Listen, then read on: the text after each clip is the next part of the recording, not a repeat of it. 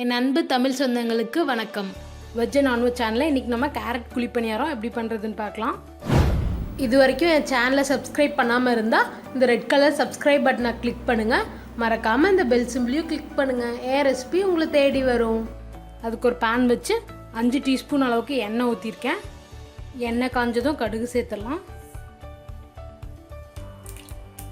கடுகு வெடிச்சிருச்சு. இது கூட 1/2 டீஸ்பூன் அளவுக்கு சீரகம் சேர்த்துடலாம். சீரகம் பொரிஞ்சதும் ஒரு பெரிய வெங்காயத்தை இந்த மாதிரி குட்டி குட்டியாக கட் பண்ணி சேர்த்துடலாம்.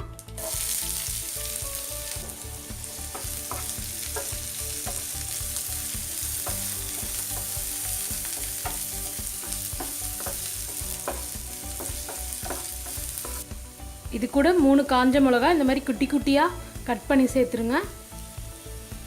அது கூட கொஞ்சமாக கருவேப்பிலை, இதையும் பாருங்கள் இந்த மாதிரி குட்டி குட்டியாக சிசர் வச்சு கட் பண்ணியிருக்கேன். அப்படியே போட்டோம்னா வெளியே எடுத்து வச்சுருவாங்க சாப்பிடும்போது. இப்படி நம்ம சின்ன சின்னதாக கட் பண்ணி போட்டோம்னா எடுக்க முடியாது. இதோட ஃப்ளேவரும் நல்லா இறங்கும்.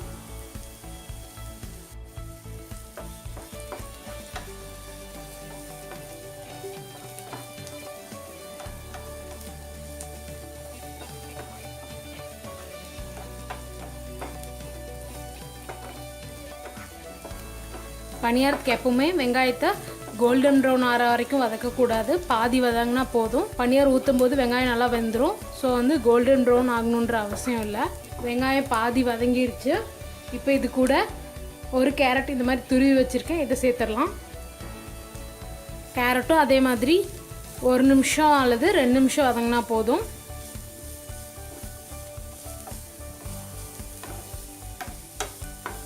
கேரட் ஆட் பண்ணுறதுனால நம்மளோட நார்மல் குழி பணியாரம் ரொம்பவே ஹெல்த்தியான ஒரு குழி பணியாரமாக மாறிடுச்சு.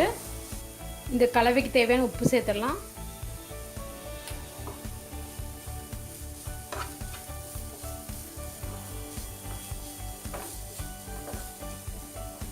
ரெண்டு நிமிஷம் ஆயிடுச்சு. இப்போ நம்ம அடுப்பை ஆஃப் பண்ணிடலாம். இட்லி மாவு எடுத்து தண்ணி ஊற்றி இந்த மாதிரி பதத்துக்கு கரைச்சிக்கோங்க. இப்போது இதில் வதக்கி வச்சுருக்க கலவையை சேர்த்து நல்லா மிக்ஸ் பண்ணிடலாம்.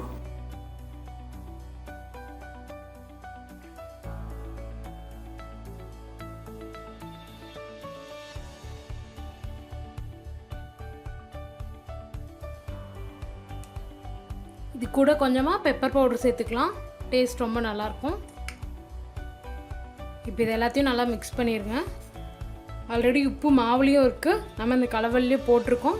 செக் பண்ணி பாருங்கள். உப்பு பத்தலைன்னா நீங்கள் இன்னும் கொஞ்சம் கூட ஆட் பண்ணிக்கலாம்.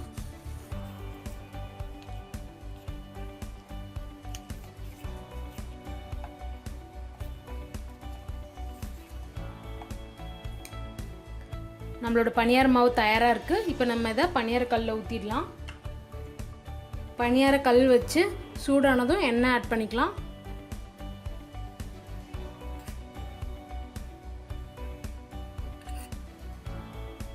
எண்ணெய் சூடாகிடுச்சு. இப்போ மாவு ஊற்றிடலாம். முழு குழிக்கும் ஊற்றாமல் 3/4 குழிக்கு மட்டும் ஊற்றுங்க.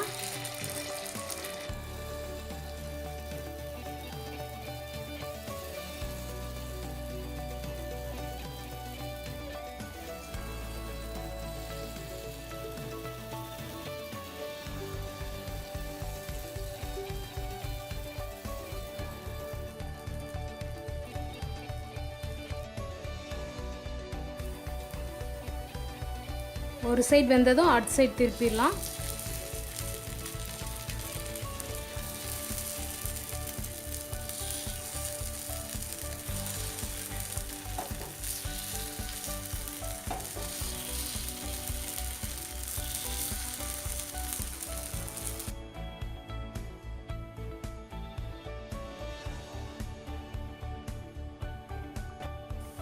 ரெண்டு சைடும் வெந்துருச்சு. இப்போ இதை எடுத்துடலாம்.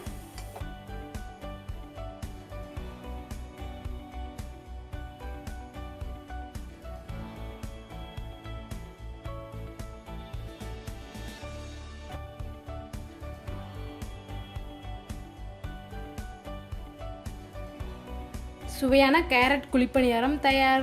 இந்த ரெசிபியை உங்கள் வீட்டில் கண்டிப்பாக ட்ரை பண்ணி பார்த்துட்டு எப்படி இருந்ததுன்னு எனக்கு கமெண்ட்டில் போடுங்க. மறக்காமல் வெஜ் அண்ட் நான்வெஜ் சேனலை சப்ஸ்கிரைப் பண்ணுங்கள்.